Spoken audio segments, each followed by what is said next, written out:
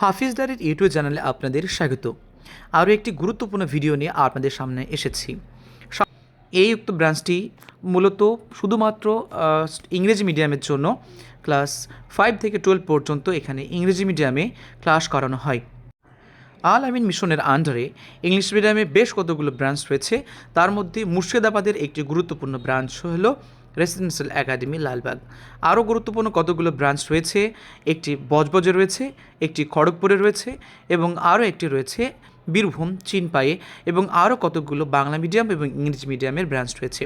এখানে যেগুলো দেখছেন এগুলো সবই ছেলেদের অজু করার জায়গা এবং স্নান করার জায়গা, এবং পরিষ্কার করে লিখেছে যে কোনো রকমভাবে জল অপচয় করা যাবে না।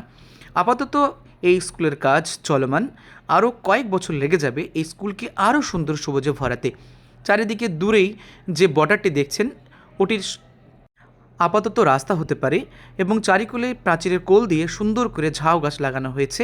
কয়েক বছরের মধ্যে যখন এগুলো বড় হবে, মিশনের সৌন্দর্য আরও বেশি বৃদ্ধি পাবে। চারিদিকে বিশাল বড় মাঠ, ঝাঁ চকচকে পরিবেশ, সত্যি ভীষণই মন কেড়েছে আমার। এখন আপনাদের আমি দেখাচ্ছি এই মিশন প্রাঙ্গণের গুরুত্বপূর্ণ একটি অডিটোরিয়াম রুম, যার চারি প্রান্তে সুন্দর পরিবেশ এবং অবশ্যই স্মার্ট বোর্ডের ব্যবস্থা। বাংলা মিডিয়াম স্টুডেন্টদের জন্য ঠিক এখানেই নামাজ পড়ানো হয়। কোনো রকম মিটিং বা গার্জেন যদি আসে তাহলে এখানেই মিটিং করানো হয়।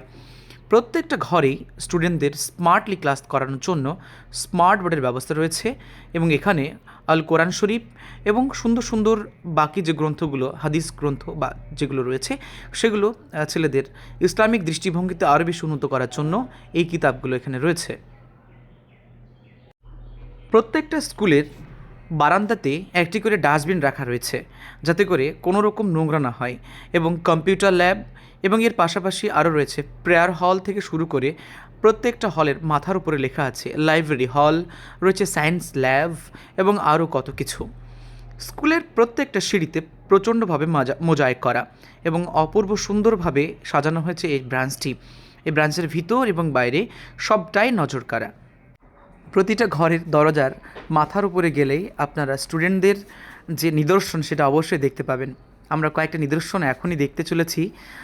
আপাতত সিঁড়ি বেয়ে একটু নিচের দিকে নেমে যাব, আর এগুলো সবটাই টোটালি স্টেনলেস স্টিল দিয়ে পুরোপুরি তৈরি করা, এবং বারান্দাগুলো খুবই চকচকে, এবং এর পাশাপাশি খোলা বারান্দায় সত্যি খুবই সুন্দর।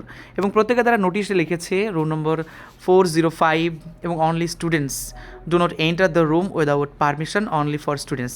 তো কোনো গার্জেন বা কোনো অপরিচিত ব্যক্তি যদি আসে অবশ্যই বিনা অনুমতিতে তাদের মতে আসা যাবে না। এবং বারান্দার প্রতিটা ক্ষেত্রেই একটি করে ডাস্টবিন রাখা রয়েছে, যাতে কোনো রকমভাবেই বারান্দা নোংরা না করা যায়।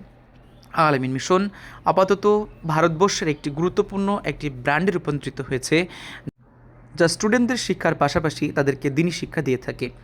5 ওয়াক্ত নামাজ পড়া এবং দিনী শিক্ষায় শিক্ষিত হয়ে তারা যেন ইহকাল এবং পরকাল দুকালেই ভালোভাবেই তারা জীবন যাপন করতে পারে, সেদিকে নজর রাখা হচ্ছে। এটি হলো আল আমিন একাডেমি, রেসিডেন্সিয়াল একাডেমি, লালবাগের